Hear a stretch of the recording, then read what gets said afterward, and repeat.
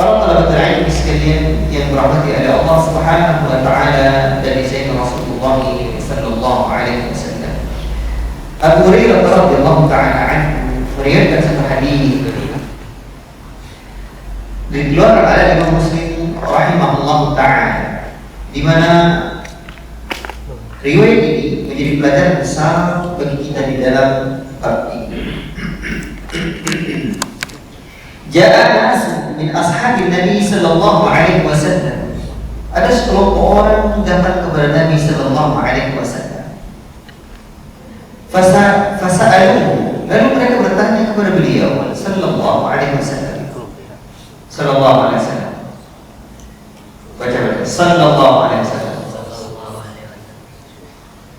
Inna najidu fi anfusina, sesungguhnya kami mendapati dalam diri kami ma yata'azzam ahaduna an yatakallama bihi, sesuatu perkara yang besar untuk kami utarakan. Boleh jika tak bojo.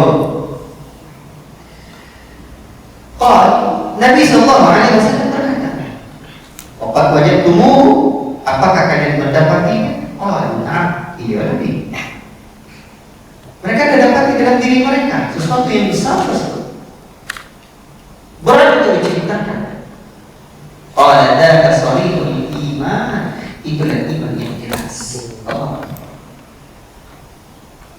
Syaitan terus bersemangat menjerumuskan manusia dalam keraguan akan adanya Allah yang sering kita terjemahkan dengan Tuhan, dengan membisikkan syubhat-syubhat di dalam hati manusia.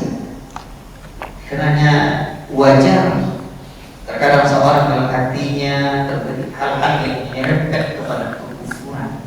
Maka di saat itulah butuh petunjuk Allah, butuh taufik Allah Subhanahu wa taala. Ibnu Mas'ud radhiyallahu taala anhu pernah menyebutkan, su'ilan Nabi sallallahu alaihi wasallam, Nabi sallallahu alaihi wasallam ditanya anil waswasati, tentang waswas. Maka beliau sallallahu alaihi wasallam berkata, tilka mahdul iman, itu adalah murninya iman. Artinya dalam diri kita ketika ada iman, nanti akan datang bisikan-bisikan. Sebagaimana para sahabat Nabi sallallahu alaihi wasallam, siapa yang meragukan keimanan mereka? Tidak ada yang ragu. Khairul qurun, sebaik-baik generasi adalah generasi itu orang yang paling dalam ilmunya. Atau hadhihi ummati quluban, disifatkan oleh Mas'ud radhiyallahu taala, adalah orang yang paling baik hatinya di kalangan umat ini. Siapa yang lebih baik hati daripada hati para sahabat? Hati murid Nabi banyak. Allahu Akbar. Dan ternyata ada sesuatu bisikan yang datang dalam hati mereka, kalau diutarakan bodak bojo. Boleh untuk menyobui ada bisikan-bisikan, tetapi di saat itu Nabi sallallahu alaihi wasallam mengatakan dzalika sharihul iman, itu adalah menunjukkan adanya iman yang nyata dalam diri mereka. Bahkan Ibnu Mas'ud menyebutkan tilka mahdul iman. Apa itu? Dalam riwayat Ibnu Mas'ud disebutkan oleh Nabi sallallahu alaihi wasallam, itu adalah murninya iman. Allahu Akbar. Jadi kok ada bisikan-bisikan dalam diri awak, was-was, ya, berupa bisikan-bisikan syaitan, maka adalah iman yang murni. Dan itu menunjukkan bahwa hati kita menolak syubhat tersebut, sehingga tidak menjadikan syubhat tersebut sebagai tolak, tidak menjadikan syubhat tersebut kokoh dalam hati kita. Akhirnya hanya menjadi syubhat dan sebagai was-was saja. Tapi kalau ditawin je dan subhat takwa dan was-was takwa, itu dan bahaya ko jo. La ilaha illallah. Nabi sallallahu alaihi wasallam menjelaskan bahwa godaan dan bisikan syaitan tentang kekufuran, bukan maksiat tersebut, tentang maksiat ini, di mana akhirnya menjadikan sebagian orang terbawa dan berbicara. Artinya syubhat tersebut masuk ke dalam dada manusia dan mulai kokoh menetap syubhat tersebut. Nabi sallallahu alaihi wasallam pun menyebutkan, lan yabrahan nasu yatasaaluna hatta yaqula hadza Allahu khaliqu kulli syai' faman khalaqallaha Orang-orang tidak berhenti bertanya-tanya hingga mereka berkata, Allah pencipta segala sesuatu. Tanyanya, kok siapa cipta, kok kekuasaan Allah, kok ciptaan siapa, kok Allah. Lantas nanti akan ada sesuatu yang dimana mereka akan berkata, lantas faman khalaqallaha, siapa yang menciptakan Allah Ta'ala. Itu lalu Nabi SAW juga mengatakan, ya'ti syaitanu, syaitan datang, ahadakum, kepada salah seorang di antara kalian. Yani awak kau. Man khalaqa kadza, siapa yang menciptakan kau? Oi kau, Allah Ta'ala. Man khalaqa kadza, siapa yang menciptakan ini? Terbetik dalam hati, terbesit dalam hati, teringik dalam pikiran, siapa cipta? Allah. Wa fi riwayatin man khalaqas sama', siapa yang menciptakan langit?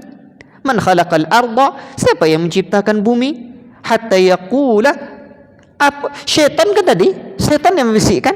Lalu sampai-sampai syaitan itu mengatakan, man khalaqa rabbak, siapa yang menciptakan Rabbmu? Wah, itu puangai. Siapa yang menciptakan Rabbmu? Fa idza balaghahu falyasta'iz billahi wal yantahi. Manakala sudah datang hal seperti itu, maka berlindunglah kepada Allah. Abontila jadi tawin dia tawin dan cendai itu dulu. Itulah puangai setan. Puangai apa? Setan. Yang puangai setan dak boleh tawin dah. La ilaha illallah. Ikhwati fillah, barakallahu fikum. Dalam riwayat lain pun disebutkan, faman wajada min dzalika syai'an, barang siapa yang mendapatkan sesuatu seperti itu, syubhat kau dan jadi itu falyakul amantu billah, tanamkan dalam hati, saya beriman dengan Allah. Selesai. Pikir-pikir usah siapa menciptakan kau? Allah. Oh, mantap makhluk ciptaan Allah. Iku yo dahsyat luar biasa. Tiba-tiba datang bisikan setan, man khalaqallah, tu Allah Ta'ala, siapa yang menciptakan? Kau datang dan cendu itunya, qul, ucapkanlah, falyakul amantu billah, aku beriman kepada Allah. Selesai. Faham tu? Lain ngerti? Ngerti kalian? Ngerti? Waduh. Baik. Jadi melihat kondisi yang seperti ini, syubhat-syubhat syaitan untuk menjadikan manusia ini sebagai orang-orang yang ateis. Apa kaji malam kah? Apa judul tema kita? Kebatilan ideologi ateisme dan komunisme. Ini masuk dalam kategori pembahasan apa? Tauhid. Tauhid apa? Rububiyah. Dan rububiyah adalah bagian masih dalam pembahasan tauhid. Tauhid adalah bagian dalam pembahasan akidah. Dulu kan belajar kita madkhal li dirasat al-aqidah al-islamiyah, pengantar akidah Islam. La selesai rumah. Kini kita masuk kepada mabahis ulumil aqidah, pembahasan ilmu-ilmu akidah. Dan pembahasan yang pertama tentang ilmu akidah adalah tauhidullah, mentauhidkan Allah, beriman kepada Allah. Dompet rukunnya, pertama beriman dengan wujud Allah, yang kedua beriman dengan rububiyah Allah, dan ketiga beriman dengan uluhiyah Allah, dan keempat beriman dengan nama dan sifat Allah, beriman dengan adanya Allah. Selesai. Sekarang beriman dengan rububiyah Allah. Tapi memang hampir sama je. Ini wujud Allah dan rububiyah Allah pembahasan kita. Belum masuk kita kepada pembahasan uluhiyahnya Allah. Belum masuk ke pembahasan uluhiyah. Faham tu? Ngerti? Tu. Ikhwati fillah, maka syubhat-syubhat syaitan untuk mengateiskan manusia sangat mungkin terjadi, bahkan telah terjadi. Maka perlu kita membahas apa? Syubhat tersebut agar apa? Agar kita bisa selamat. Dan ingat, kita harus menyucikan hati kita, sebab hati adalah wi'aul ilmi, wadahnya ilmu. Jadi tathiru wi'ail ilmi, menyucikan wadahnya ilmu. Wa huwal qalbu, dan wadah ilmu itu adalah hati. Dari apa disucikan hati itu? dari najisnya hati. Dan najisnya hati itu ada dua. Yang pertama apa? Fitnatus syubuhat, dan yang kedua adalah fitnatus syahwat. Fitnah syubuhat dan fitnah syahwat, itu najis hati. Faham tuh? Kalau najis di WC apa? Kalau najis di WC apa? Ketika baul dan haid. Buang air godang, buang air ketek, itu najis. Baik. Sekarang hati kita najisnya fitnatus syubhat dan fitnatus syahwat. Berarti mengaji najis kan? Itu dia. Mengaji najis-najisnya yang akan mengotori hati. Jadi kita mengkaji bab taharatul qalbi ini, bab menyucikan hati. Faham tu? Bagaimana cara menyucikannya kan itu? Dengan menetapkan tauhidullah dan dikaji kon bondo najis hati itu. Jadi kini bukan kita pelajari iku mantap kaji syubhat itu yang dipakai, ndak bondo najis ndak kan, itulah yang dipakai dah. Faham tuh? Ngerti? Berarti sekarang kita mengkaji najisnya hati. Baik. Di antara syubhat yang sering disampaikan atau ditanyakan oleh kaum ateis tersebut, kaum yang yang tidak mengakui keberadaan Allah. Tapi pembahasan kita sebelum sampai apa? Nang urada itu dia. Adakah ilhad ilmi? Pembahasan pembagian ateis lah dah selesai. Dah sampai apa? Coba tengok catatan kalian. Coba lihat.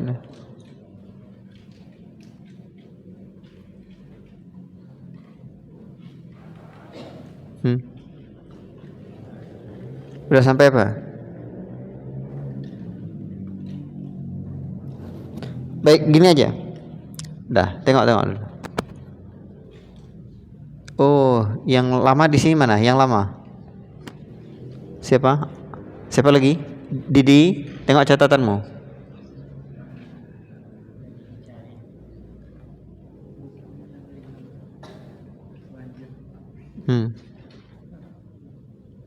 Silakan.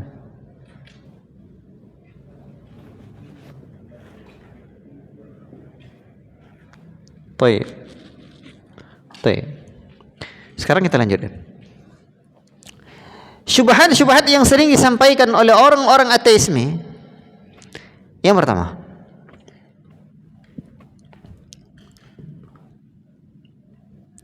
mereka mengatakan bahwa semua ini terjadi dengan sudafah. Apa itu? Secara tiba-tiba. Tiba-tibanya. Tidak ada Allah yang menciptakan, tidak ada Al-Khaliq. Tidak ada.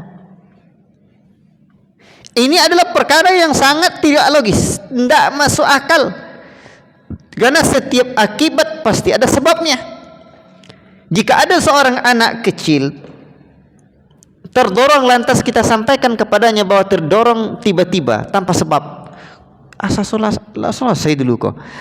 Tentu anak kecil itu tidak akan terima. Ya.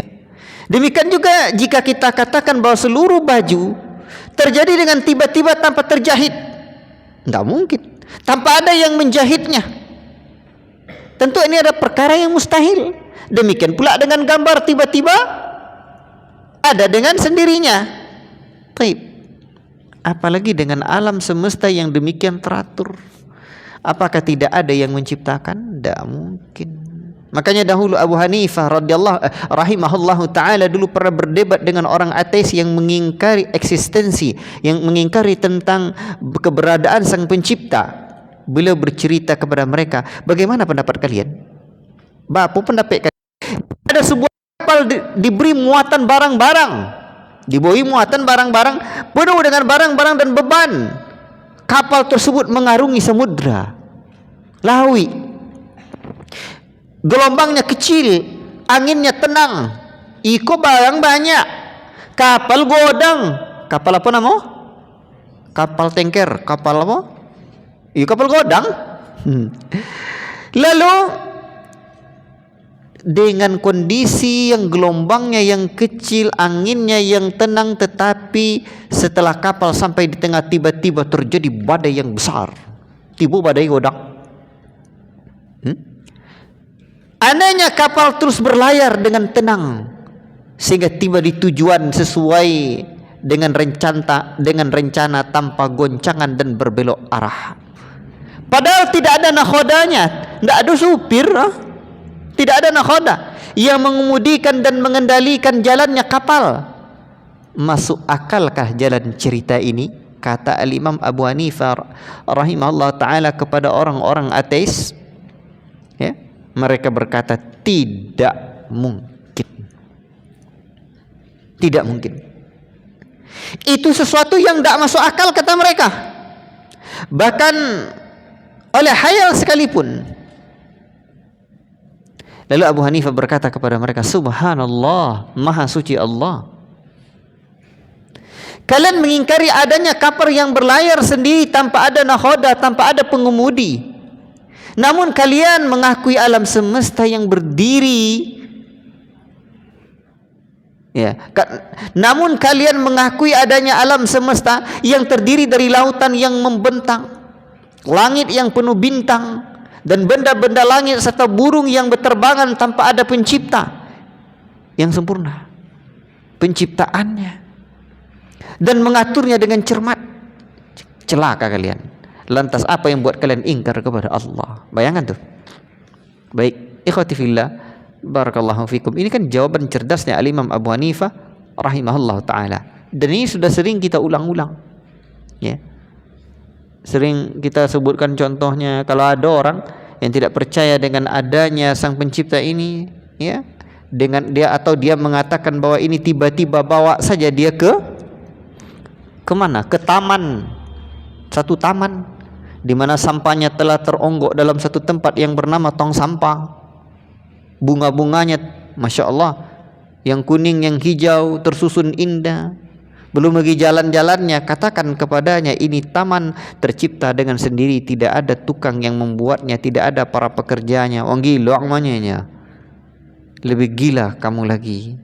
Kenapa kamu katakan alamnya sedemikian indah dan besar, tidak ada sang penciptanya, sementara taman yang hanya kecil seperti ini kamu tidak mengakui tidak ada yang membuatnya. La ilaha illallah. Baik.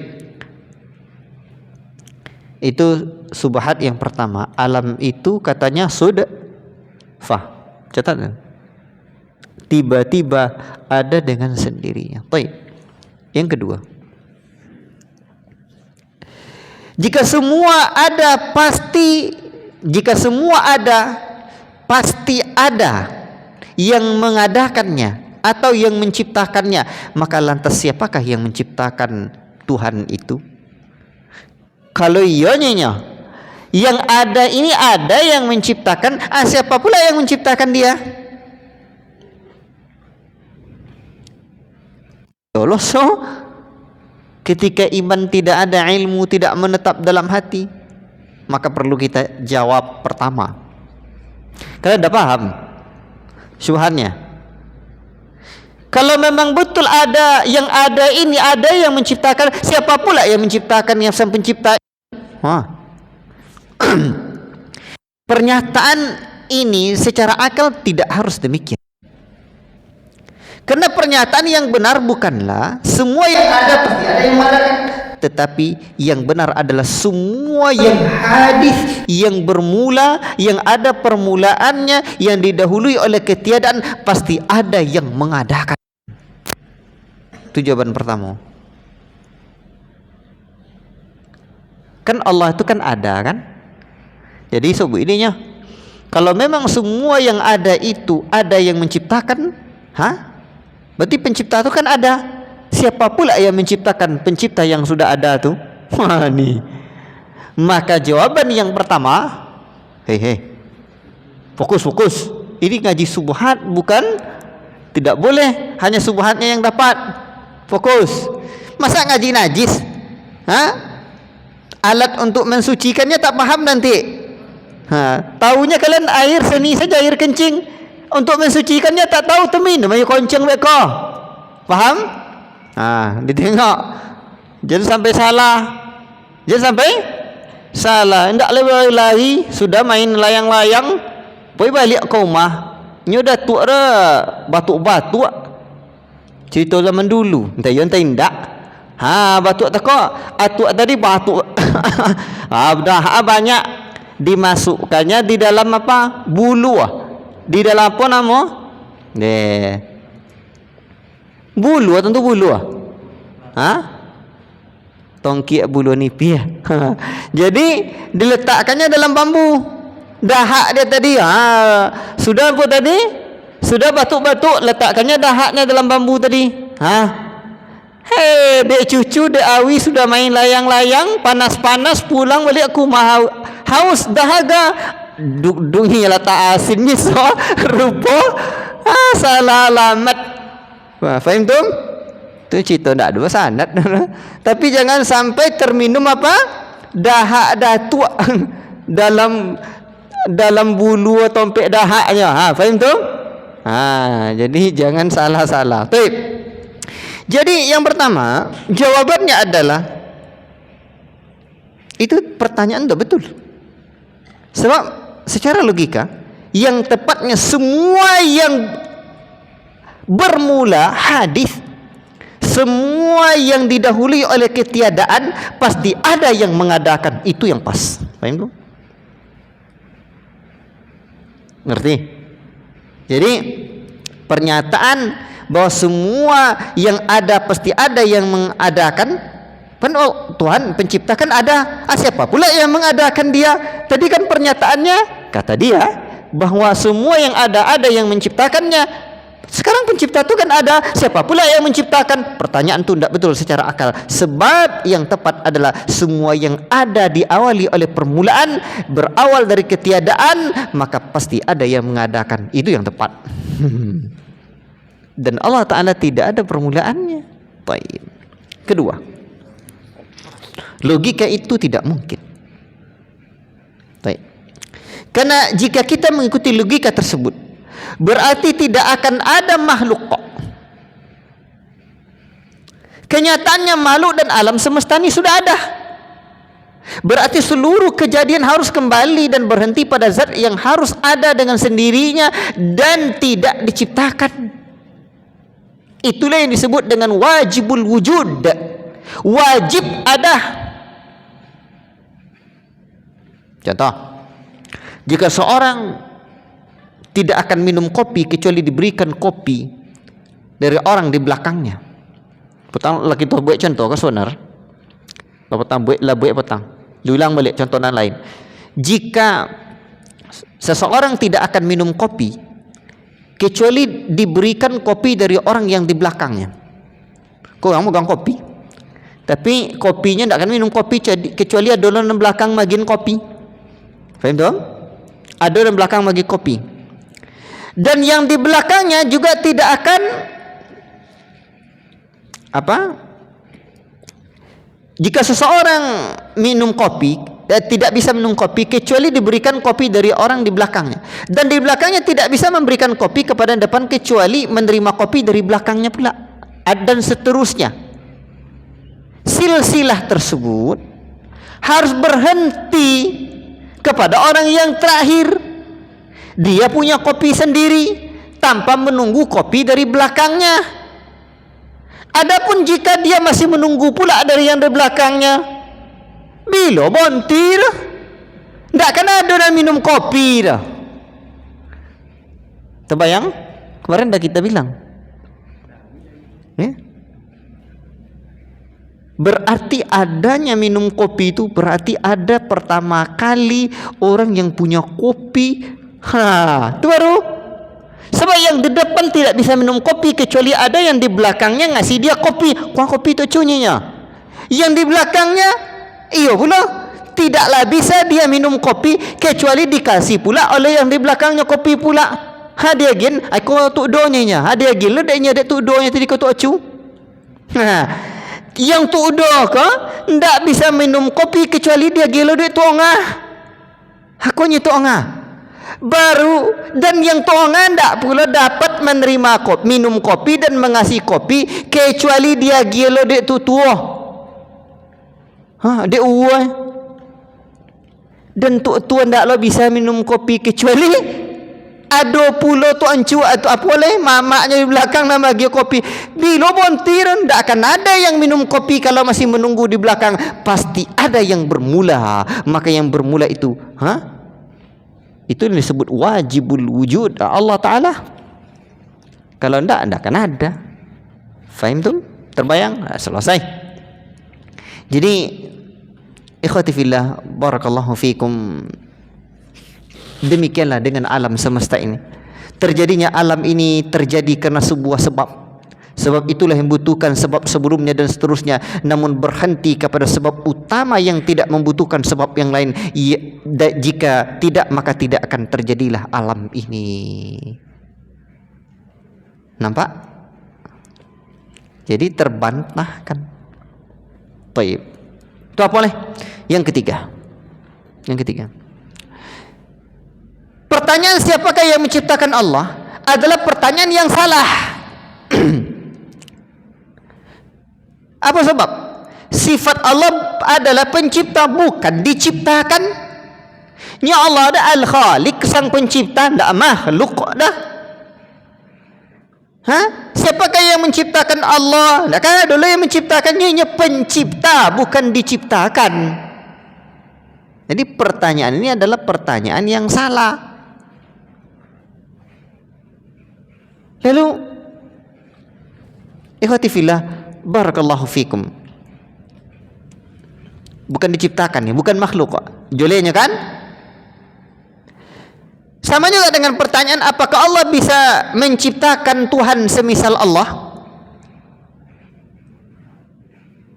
Apakah Allah bisa menciptakan Tuhan semisal Allah? Apa jawaban? Kelirulah pertanyaan ini. Karena Tuhan tidaklah diciptakan. Kalau diciptakan, tak ti Tuhan lah. Bisa dipahami? Coba dulu dengan pertanyaan ini. Kan ada pertanyaan, bisa tak Tuhan menciptakan menciptakan Tuhan semisal Allah? Kalau diciptakan, tak Tuhan dah. Ndak Al-Khaliq dah. Faham tum? Allah adalah sebab yang awal, al-awwalu. Maka tidak mungkin juga pertanyaan siapakah penyebab sebab yang pertama. Jadi karena pertanyaannya nanti akan melazimkan Allah akan berubah menjadi sebab yang kedua. Demikian juga dengan pertanyaan, bisakah Allah menciptakan batu yang lebih besar dari Allah dan Allah tidak akan mampu mengangkatnya? Kan macam-macam kadang kalau preman-preman memang macam-macam dah perenya, nama pereman. Pereman nya. La ilaha illallah. Ayazallah. Baik, ayo ikhwan barakallahu fikum. Sampai apa tadi? Jadi salah jika ada orang yang mengatakan bisakah Allah menciptakan yang lebih besar dari Allah? Dari mana sisi pertanyaan ini salahnya?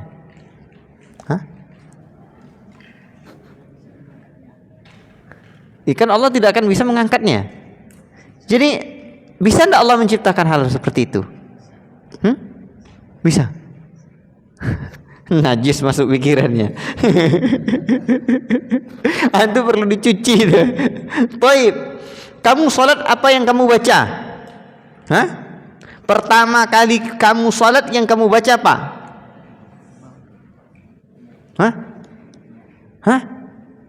Allahu Akbar. Allah Maha Besar. Tidak ada yang lebih besar dari Allah. Faham tu? Tuh. Jadi Allahu Akbar, Allahu Akbar. Itu dia. Baik. Jadi pertanyaan-pertanyaan seperti ini adalah pertanyaan-pertanyaan yang salah. Atau seperti ada orang mengatakan, bisakah menggambar, kamu bisa tidak menggambar bulat segi empat? Apa cara menggambar bulat segi empat? Bisa Pak? Bule ya bule, segi ompek ya segi ompek. Jadi tidak bisa suatu yang kontradiksi itu, ya. La ilaha illallah. Maka ketika ada pertanyaan-pertanyaan yang timbul di benak seperti ini, berlindung kepada Allah Subhanahu wa taala. Makanya jangan dokek-dokek sama preman, pereiman warinya. Bahaya. Ini kadang bisikan setan tuh. Jadi kalau manusia sudah jauh dari Allah, adu-adui pertanyaan dah. Dapet-dapet dia cinta preman kan menyebi. Bialanya digasak lu nya tentu si pada mereka asunya terlampau suruh gorenya narokoronya berdontung masa suruh gotannya kurang keraja namun. La ilaha illallah. Nah, jadi ini adalah senjata iblis yang ingin menimbulkan keraguan di dalam hati manusia. Ya. Makanya Nabi sallallahu alaihi wasallam sudah katakan tadi, lan yabrahan nasu yatasaaluna hatta yaqulu hadza khaliqu kulli syai'in faman khalaqallah. Jadi orang tidak akan berhenti bertanya-tanya, adu aja pertanyaannya hingga mereka bertanya Allah, hingga mereka berkata Allah pencipta segala sesuatu, lantas siapakah yang menciptakan Allah? Baik. Tadi sudah kita sebutkan. Ada kalau datang yang seperti itu, fa idza balaghahu falyasta'iz billahi walyantahi. Datang seperti itu maka berlindung kepada Allah, berhentilah untuk hal yang seperti itu. La ilaha illallah. Jadi baca a'udzu billahi minasyaitonir rajim. Tayyib. Para talabatul ilmi yang dirahmati oleh Allah Subhanahu wa taala. Ada lagi yang keempat jawabannya, itu baru yang ketiga tadi. Jika misal pun kita mengatakan ada yang menciptakan Allah, ada yang mengatakan, misalkan ada yang kita katakan, misalnya kita mengatakan ada yang menciptakan Allah, maka lantas kenapa? Yang penting engkau percaya kepada Allah, yang konsekuensi engkau harus taat kepada aturan Allah, tanpa harus mengetahui siapa di balik Allah. Karena itu bukan urusan kita, bukan ranah kita. Akan tetapi tentunya pernyataan bahwa ada yang menciptakan Allah adalah pernyataan yang tidak masuk akal. Allah adalah khaliq, bukan makhluk, bukan yang diciptakan. Fahim dong? Baik. Kemudian ikhwati fillah, ada lagi syubhat 8 menit. Nah, oke. Ada lagi syubhat yang mengatakan bahwa bukankah bisa jadi alam merupakan wajibul wujud yang harus ada tanpa ada yang menciptakan? Kan bisa jadi. Maka jawabannya memang benar bahwasanya secara logika yang namanya wujud ada bisa menjadi yang wajibul wujud, wajib adanya, ada yang mungkin wujudnya, yang mungkin ada yang mustahil wujudnya. Jadi 3 nih. Jika kita mengatakan bahwa alam juga adalah wajibul wujud, maka berarti kita sepakat bahwa ada sesuatu wujud yang tidak bermula, wujud yang tidak membutuhkan sebab lain yang mengadakannya. Hanya saja menurut kita bahwa wujud tersebut adalah alam itu sendiri, sementara ya kami wujud tersebut itulah Tuhan yang menciptakan alam tersebut. Alam bingung? Ikhwati fillah, barakallahu fikum. Jadi untuk membahas hal-hal yang seperti ini, kadang-kadang setan itu mudah sekali membisikkan ke dalam hati manusia ini. Jadi jika engkau meyakini bahwa alam juga azali, perhatikan, ya, wajibul wujud, wajib ada, maka berarti engkau sepakat mengatakan bahwa ada sesuatu yang tidak bermula, wujud yang tidak membutuhkan sebab lain yang mengadakannya. Hanya saja menurutmu wujud tersebut adalah alam itu sendiri, sementara kami wujud tersebut itulah Tuhan yang menciptakan alam tersebut. Bingung? Kalau bingungnya bikin lah, subhat. Apa perlu bikin? Tapi begitulah ketika syubhat itu ada, para ulama kita punya jawaban yang jelas dan tegas. Alam, ini jawaban yang kedua. Alam semesta ada 2 kemungkinan. Pertama, hukum asalnya tidak ada lalu ada. Kedua, hukum asalnya memang sudah ada sejak azali tanpa didahului oleh ketiadaan. Jika hukum asalnya tidak ada, berarti dia azali dan wajibul wujud. Maka seharusnya alam akan abadi dan tidak akan mengalami fana. Jika memang alam ini wajibul wujud, sudah dari sononya, memang dari azali dipastikan alam tidak akan sirna. Tapi buktinya alam sirna, manusia mati, dan ini bertentangan dengan realita yang ada. Kenyataannya tidak begitu. Bahkan anggota yang ada di alam ini, makhluk-makhluk yang ada di alam ini hilang, mati, tidak ada lagi. La ilaha illallah. Hewan, apalagi makhluk yang besar dan makhluk yang kecil berakhir dengan kefanaan. Berarti dia tidak azali. Yang siapa? Pak Ari Murti yang masuk Islam sini kemarin, yang dokter itu kan salah satu sebab beliau masuk Islam itu adalah karena memang pikirannya yang beda Tuhannya dengan dari umat-umat yang ada itu hanya Islam katanya. Yang lain nampak Tuhan, hanya Islam yang tidak. La ilaha illallah. Jadi berbeda. Allah kasih beliau hidayah dan semoga Allah Ta'ala kokohkan hidayah dan di hatinya dan meningkat kepada hidayah berikutnya. Taib. Bahkan antum coba lihat gunung yang sedemikian besar, kalau memang azali, pasti dia tidak fana. Kenapa gunung bisa diambil? Bukit-bukit yang demikian besar bisa digali. La ilaha illallah. Itu menunjukkan bahwa memang tidak ada yang azali kecuali hanya Allah. La ilaha illallah. Taib. Ikhwati fillah, barakallahu fikum. Ini syubhat-syubhat ya. Ya, saya sengaja sampaikan hal-hal seperti ini karena santri kalian nyatet ya.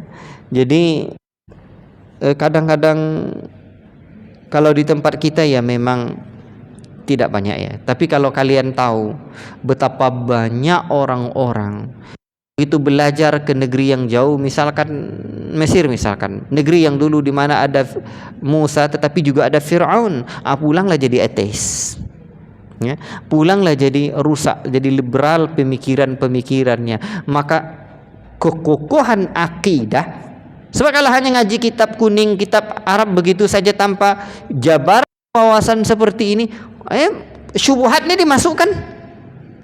Dan tidak pernah mendengar bantahan syubhat itu di pondok, tidak pernah mendengar bantahan syubhat itu sebelumnya. Iya, makanya salah satu yang harus dipelajari sebenarnya kalau di pondok, kalau di zaman ini adalah menghambat syubhat pemikiran menyimpang ini. Termasuk hal seperti ini, karena ini berbahaya sekali. Timbul pertanyaan, jangan kalau anak-anak pondok banyak tidak bisa jawab yang tadi. Allah kan bisa menciptakan, bisanya enggaknya? Bisa enggak Allah Ta'ala menciptakan batu godang dan lobi godang pada inyonya? Ataupun jawabannya dari jawab ini kan dah keliru itu. Padahal salat Allahu Akbar, Allah Maha Besar, tidak kan adunya lobi godang pada inyole. La ilaha illallah. Ikhwati fillah, barakallahu fikum. Maka ini dah jam 8 ya. Kayaknya kita cukupkan sampai di sini ya, perlahan-lahan insyaallah taala kita pelajari ini, dan saya tidak mau cepat-cepat.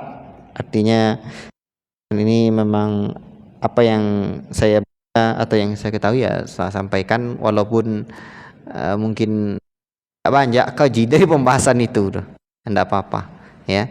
Tapi kita sedikit demi sedikit mendapatkan apa yang diuraikan para ahli ilmu. Wallahu ta'ala alam bisawab. Cukup sekian. Allah manfa'na bima 'allamtana wa 'allimna bima yanfa'una. Wa sallallahu wasallam ala nabiyyina Muhammad wa ala alihi wa sahbihi ajma'in. Wassalamualaikum warahmatullahi wabarakatuh.